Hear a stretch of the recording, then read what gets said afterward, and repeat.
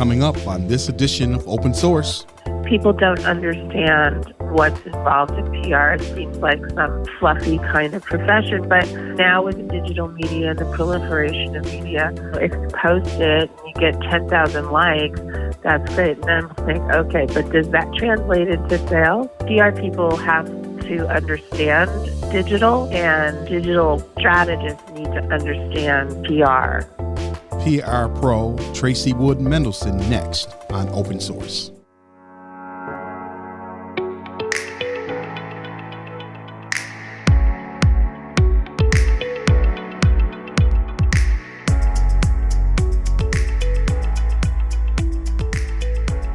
Welcome to Open Source.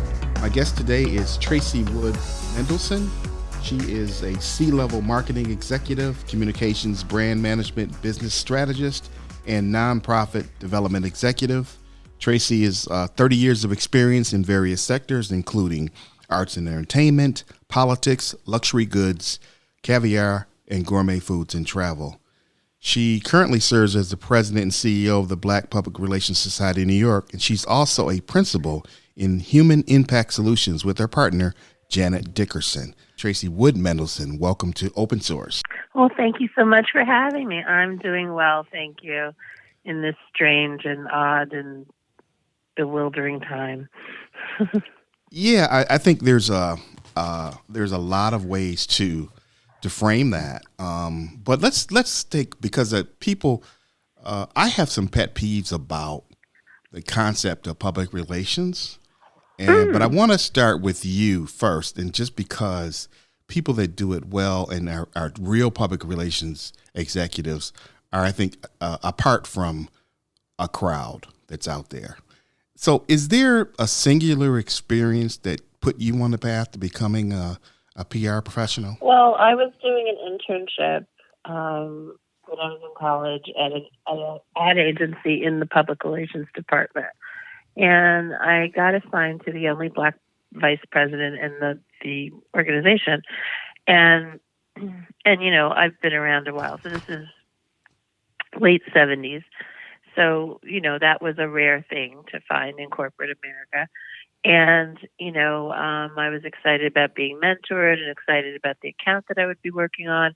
And so I sort of, what I was studying, I was a performer growing up and a model. And my mom really, who was a singer herself, she wanted me to pursue that.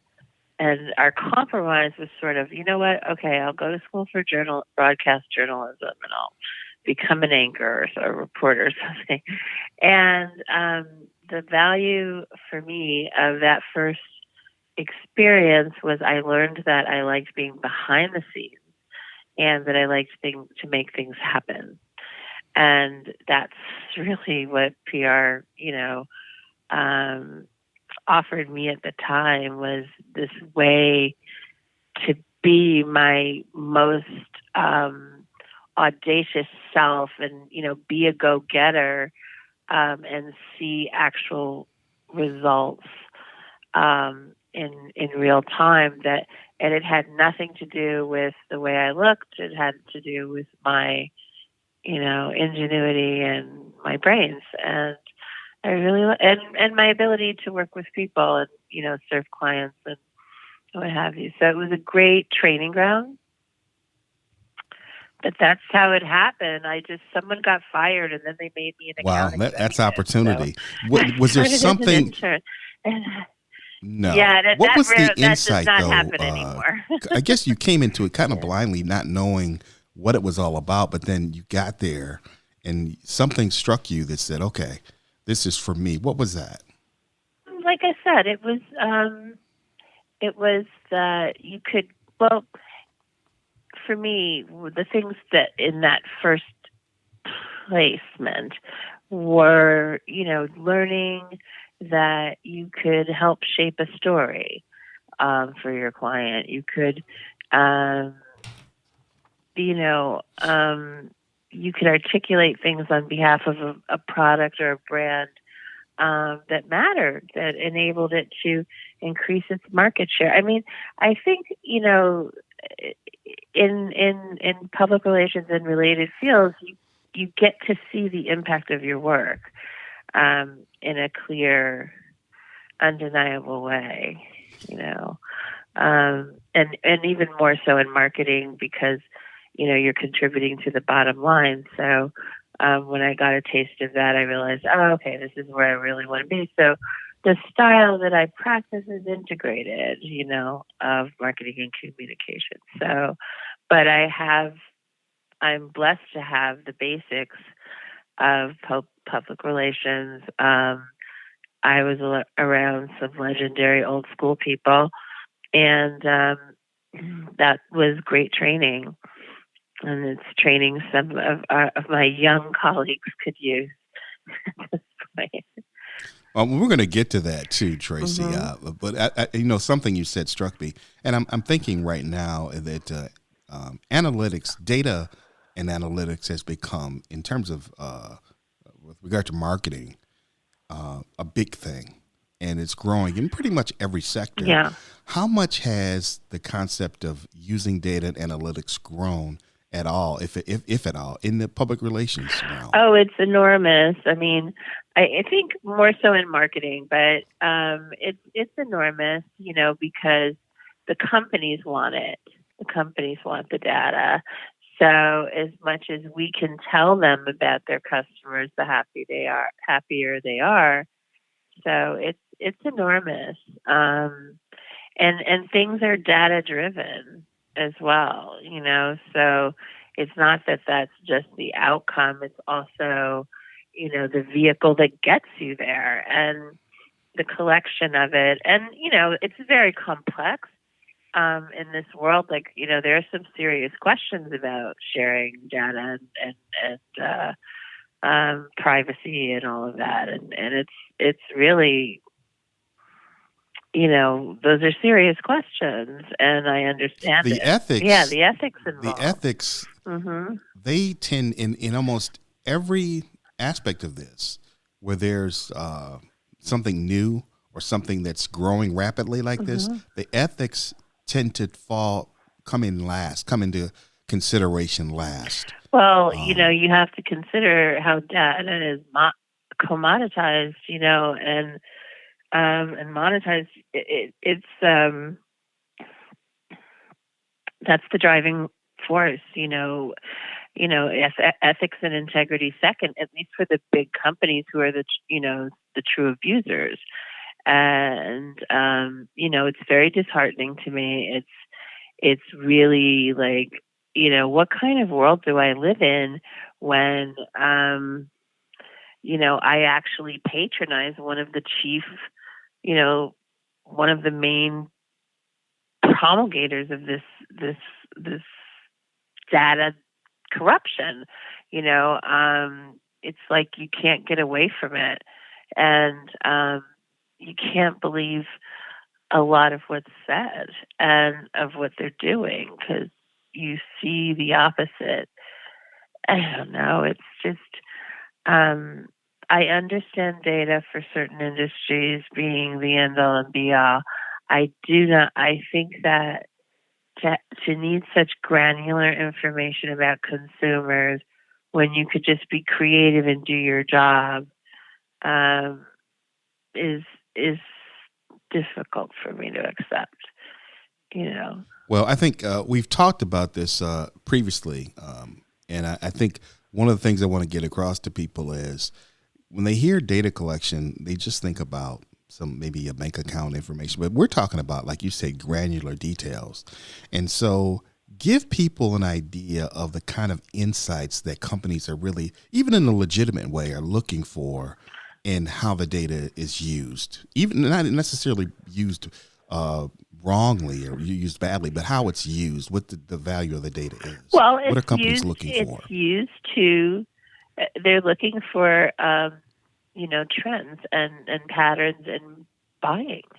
They're looking to, leverage the information for sales, to monetize the information and to keep an eye on what you're doing. I mean, I don't know if you've had the experience of, doing a Google search maybe, and then you're on whatever website, and what you searched for, the ad came dancing across your screen for a similar product or the product itself.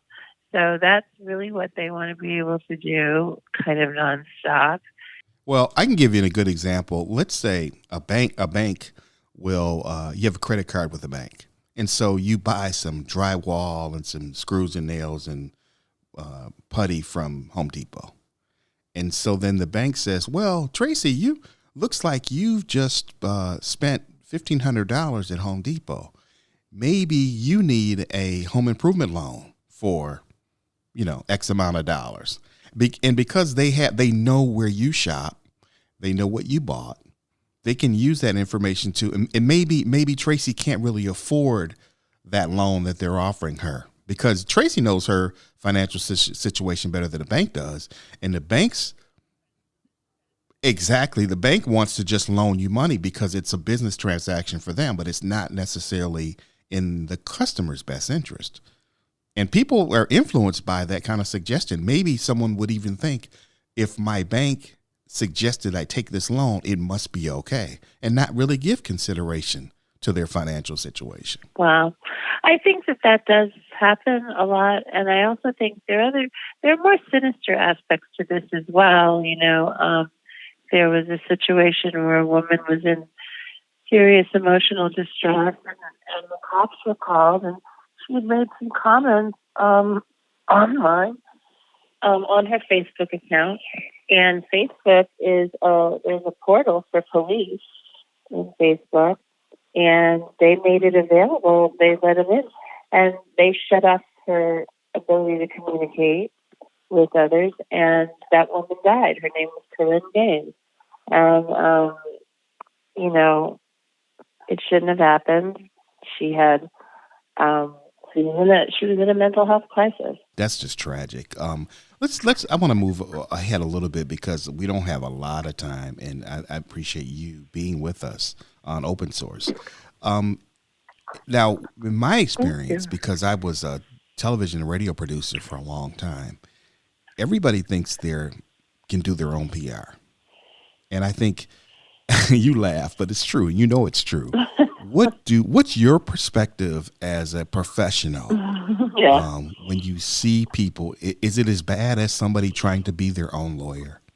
Almost. I mean, I know a young woman who launched a successful business, and then she launched these workshops where it was do-it-yourself PR. You don't need to hire a publicist.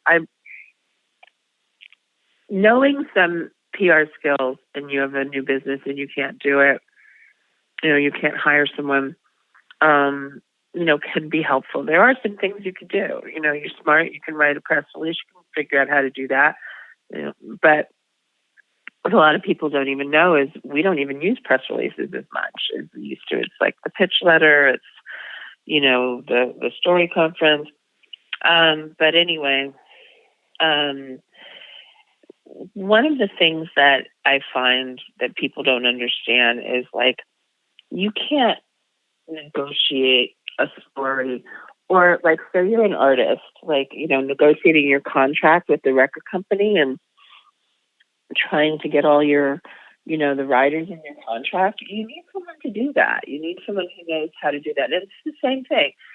Stories don't happen because you send a press release. The public relations person has to, go over, why they have to pitch an angle. We pitch, even in digital outlets, there's a certain amount of pitching. So I'm not saying it's impossible, but to do it best and to do it right. And it's not just getting publicity. Public relations is all your public-facing activity and your reputation and all of that. And you need to have strategic thought behind it. I mean, if someone goes to school for, communications or public relations, they probably could do their own PR. I have had to be my own publicist because I'm also an entrepreneur.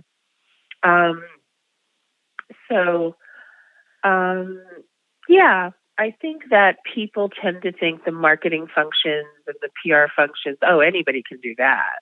Well, it's not true. You need to. There are skills involved. There's science involved to social science, behavioral science, and what people respond to. There are standards.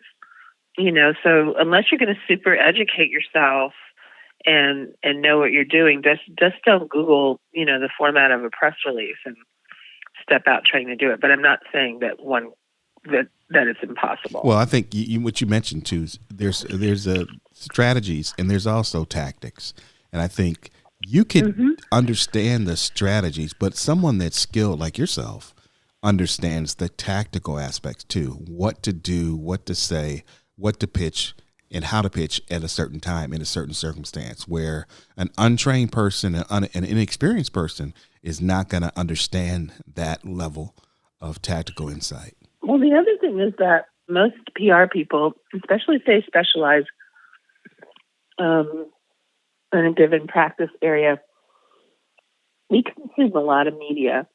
We know what this or that writer is writing about. We know what the editorial calendars are. We know what this producer is looking at. We know that Joy Reid has a special affinity for voting rights. It's an issue of hers, a passion of hers. So we were able to get our clients' documentary film about voting rights on AM Joy. And because it was a good product, because it was fit into what was going on. And so it was a great get for us. But you have to know what you're doing. You have to know who the writers are. You have to, my business partner asked me to write a pitch for this. She was overwhelmed, and I said, "What can I do?" And she said, "Can you write a pitch to this writer at the Washington Post?" I'm familiar with that writer, even though I do a lot of work in social justice, and that was this writer's concentration. So I read everything of hers that was on the website before I wrote the letter, because I just looked at the points that she covered in her story. So I tailored the pitch letter so that it would resonate with her. And I looked at the stuff that she covered before, and we were aligned. What we were pitching to her was aligned with that. So it's more than just a contact name, of where to send it to. And reporters don't pick up their phones anymore. They don't even publish their emails anymore. They have their Twitter handle under their byline. It's an insane thing. But for an old school person like me, it's like terrifying. Like, oh my God, senior New York Times reporters would pick up their own phones. Lester Holt on it, NBC still picks up his own phone. That's funny. I didn't know that. Yeah, if you catch him in his office, yeah. Lester Holt will answer his own phone. Yeah, because that's unusual nowadays. In fact, even publishing a phone number. Well, I just happen to know the main number to NBC. I've known it for 25 years. So I know the number to the New York Times. I've known it for 25 years or more. So, yes. But you have to know who it's just different. There's still some old school journalists who you can, and then, when you build media relations as a publicist, you do establish relationships with publicists, and sometimes you're socializing with them, quasi-socializing because it's an industry something or other. But it still is about cultivation of relationship. It's not just showing up on social media and you follow someone. So, there's a lot of skill, and part of that skill are social skills and, interpersonal skills and,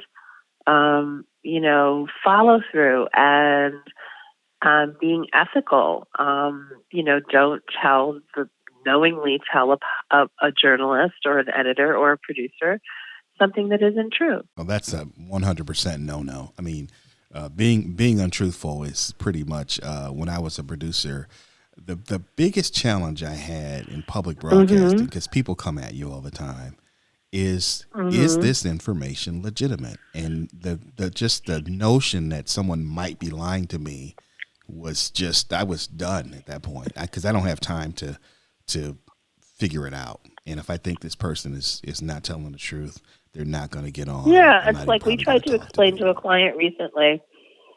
They'd written an op-ed, and there was a publisher involved because they'd published a book. And so there was a PR person at the publisher, and then we are an independent PR firm representing the author. And there was a lot of nonsense. Anyway, there was the practice that what we don't practice is we don't send out an op-ed to more than one editor at a time, because it's just bad form. Because say you get 2 acceptances, then you've got to tell one of those editors, "Oh, sorry, I'm going across the street. I got a better offer." Yeah, that's a nightmare. And it exactly, makes you look unprofessional. There are people who do practice like that, and there are people who ask you to do that, and it's just like, no, we're not doing that. So, that's to protect.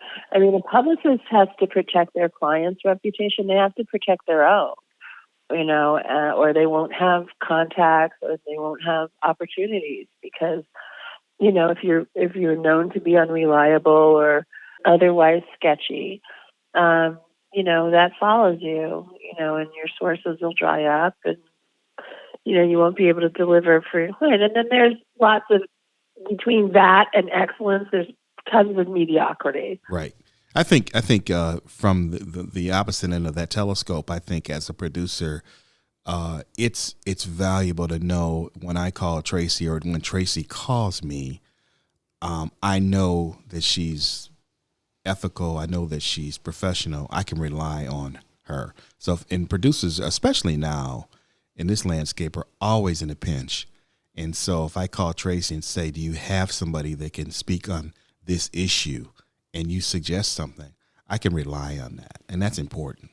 Oh, absolutely. Absolutely. And if it doesn't work out, that's one thing, but that the person is going to, get in there and pitch or try to make the contact, and whatever needs to be done. And, that's just, good collegial operations. So I think that people don't understand what's involved in PR. It seems like some, fluffy kind of profession. But, now with the digital media and the proliferation of media and social media, a lot of people think, if you post it and you get 10,000 likes, that's great. And I'm like, okay, but does that translate into sales? What are we talking about here? And so you have to, PR people have to understand digital, and digital strategists need to understand PR, and not across purposes. You should be in lockstep with one another. We've got about 2 minutes. Real quick, I'm wondering, what is it that people need to know about digital that they don't know right now or need to understand? About digital? Well, you can spend a comparatively modest amount of money on digital advertising and realize the result, but it has to be targeted and calibrated and well thought out and professionally, strategized. There are just a lot of things that you can do to build content inexpensively. And if you're trying to build your brand, you need content, and you can create your own. You don't have to wait for them to review you on some TV show or in a newspaper. You can start to create your own content and tell your own story with digital. That's I guess the greatest benefit. And the last thing before we go, Black Public Relations Society of New York. Talk about that. Tell me about that and why you're out there. Well, it's we're an independent affiliate of the National Black Public Relations Society, and which was founded by a woman named Pat Tobin in California long ago. There's an active chapter in Detroit, um, and we're a legacy organization. I took over the presidency about a year and a half ago, and well, 2 years now, and the organization previously, like Terry Williams, who's probably the most famous Black publicist, Very famous. was a past president. And so I just didn't want to see the organization go away. And it's a professional organization that offers professional development. We also advocate for diversity, equity, and inclusion. So I like to call it a knowledge, resource, and opportunity network. And, we have student members, we have, people who own their own, consultancies or small boutique agencies. We have partnerships with, bigger agencies, and we have students. And I have recruited a board of directors, which is most of them are young. It's their first time on a board, but I wanted to rebuild this organization for posterity, so that nobody comes in after me. And there are other organizations like ColorCom and what have you, and they're saying, well, ColorCom is the future and Black Public Relations Society is the past. I said, who said? So we can serve a purpose here, because ColorCom services only women, but they did develop a male component to the organization, and they're a for-profit. We're a nonprofit, so we can coexist, and I'm actually a member of ColorCom, but we offer also a focus on the independent entrepreneurial practitioner, which the Public Relations Society of America, the big, huge, general market counterpart to us, doesn't really, they have diversity issues. So there's also a Hispanic Public Relations Association. You get my drift. Anybody who wants to see diversity, wants to see their people, they're stepping out and, trying to make that happen. And I think the problem is we have to start having better results at the agencies. But with this latest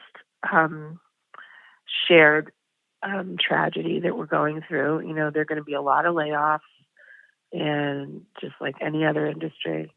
And and blacks will be first a lot too in that. Yes, that has happened to members of mine. But one of the things, like, if people are interested in public relations and watching effective communications, watch how people communicate about coronavirus, because some people are just feel, okay, we have to say something about it. Well, maybe you don't. Maybe you have to do a virtual Easter egg hunt for your constituents, acknowledging that we're all, at home, but, kids still need something, but you are not an expert on public health, and your organization is not, but you have a service or whatever that's going to continue to provide them with what they need. And that's what people are going to remember, who was engaged with the community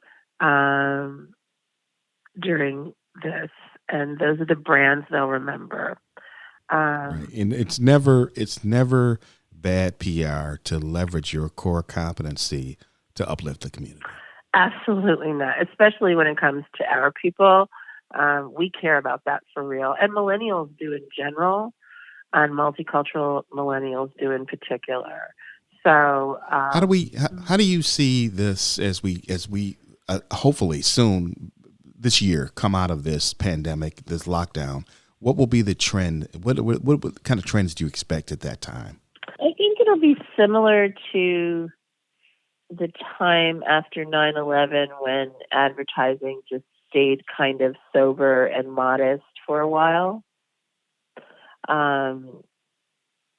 Not a lot of ostentation and bells and whistles, perhaps. more